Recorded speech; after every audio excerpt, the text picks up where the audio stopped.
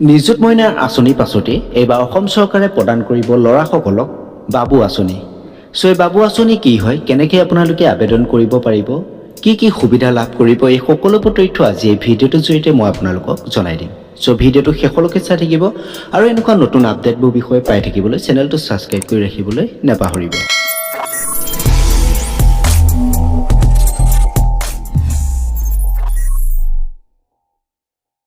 অসম চৰকাৰে শিক্ষাৰ ক্ষেত্ৰত দুখীয়া আৰু মধ্যবিত্ত পৰিয়ালৰ ছাত্ৰক সহায় কৰিবলৈ বহুতো আঁচনি আৰম্ভ কৰিছে।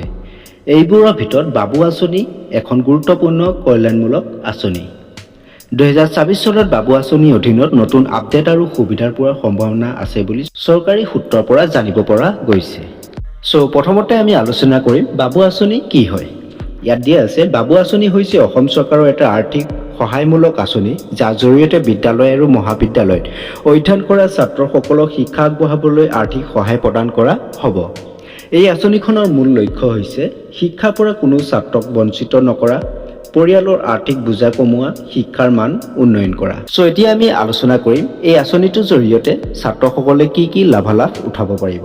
প্ৰথমতে দিয়া আছে, ছাত্ৰসকলৰ বেংক একাউণ্টত আৰ্থিক সাহায্য প্ৰদান কৰিব অসম চৰকাৰে। 2 নম্বৰত দিয়া আছে, বিদ্যালয় বা কলেজৰ খৰচত পূৰণ হ'ব। 3 নম্বৰত দিয়া আছে, নিম্ন আয়যুক্ত পৰিয়ালৰ শিক্ষাৰ্থীক অগ্ৰাধিকাৰ প্ৰদান কৰিব। 4 নম্বৰ দিয়া আছে, ছাত্ৰৰ শিক্ষা অব্যাহত ৰাখিবলৈ উৎসাহ প্ৰদান কৰিব।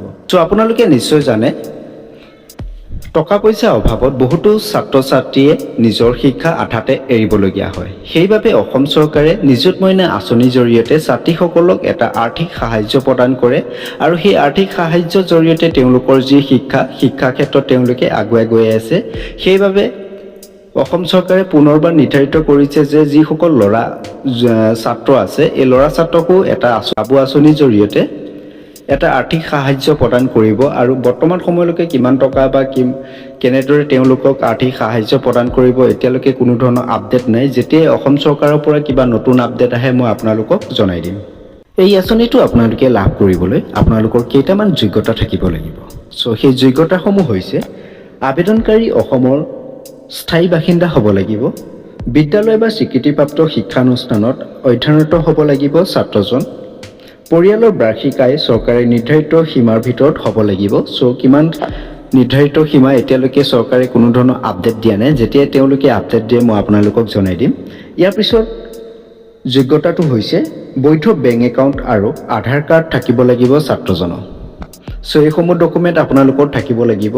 যদি আপোনালোকে অসমৰ স্থায়ী বাসিন্দা হয়, আপোনালোকে অসমৰ যিকোনো চৰকাৰী বিদ্যালয় নাইবা মহাবিদ্যালয়ত যদি আপোনালোকে পঢ়ি আছে, তেতিয়াহ'লে আপোনালোকে এই আঁচনিটোৰ বাবে যোগ্য হিতাধিকাৰী হ'ব।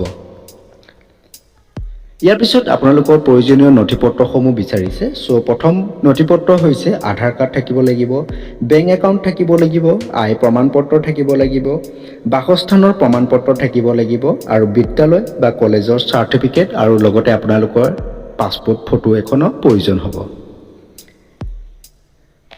ইয়াৰ পিছত আপোনালোকে এই আঁচনিৰ বাবে কেনেদৰে আবেদন কৰিব পাৰিব তাৰ বিষয়ে আমি জনোৱা হ'ব। ইয়াত দিয়া আছে, 2024 চনত বাবু আঁচনি আবেদন প্ৰক্ৰিয়া আৰম্ভ হ'ব। অনলাইন আৰু অফলাইন দুই ধৰণে আপোনালোকে আবেদন কৰিব পাৰিব। ইয়াৰ পিছত আপোনালোকক অনলাইনৰ প্ৰক্ৰিয়াটো দিয়া আছে। প্ৰথমতে দিছে, চৰকাৰী পৰ্টেলত প্ৰৱেশ কৰিব লাগিব। এতিয়ালৈকে কোনো ধৰণৰ পৰ্টেল মুকলি কৰা নাই অসম চৰকাৰে। যেতিয়া অসম চৰকাৰে পৰ্টেল মুকলি কৰিব, আপোনালোকে সেই পৰ্টেলত প্ৰথমতে প্ৰৱেশ কৰিব লাগিব। ইয়াৰ পিছত আপোনালোকে বাবু আঁচনি 2024 অপশ্যন বাছনি কৰক। এইখিনি মই আপোনালোকক পাছত বুজাই দিম যেতিয়া পৰ্টেল মুকলি হ'ব বা কেনেদৰে আপোনালোকে অনলাইনৰ যদি সুবিধা দিয়ে অসম চৰকাৰে, তেতিয়াহ'লে মই আপোনালোকক দেখুৱাই দিম কেনেদৰে আপোনালোকে অনলাইন আবেদন কৰিব পাৰিব।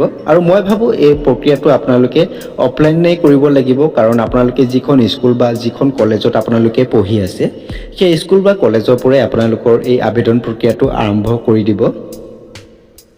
এই বিষয়ে যদি নতুনকৈ কিবা আপডেট আহে তেতিয়াহ'লে মই আপোনালোকক জনাই দিম। আমাৰ চেনেলটো ছাবস্ক্ৰাইব কৰি ৰাখিব। যদি ফেচবুকত চাই আছে তেতিয়াহ'লে আমাৰ পেজটো ফ'ল' কৰি ৰাখিবলৈ নাপাহৰিব।